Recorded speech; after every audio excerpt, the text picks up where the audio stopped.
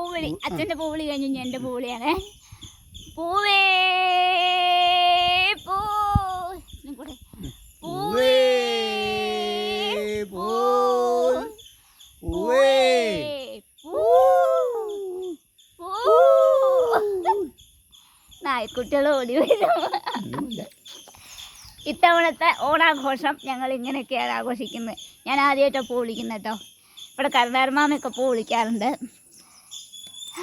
ഞാൻ അച്ഛനും കൂടെ ഇന്ന് പൂ വിളിച്ച് ആഘോഷിക്കുകയാണ് ഗൈസ്.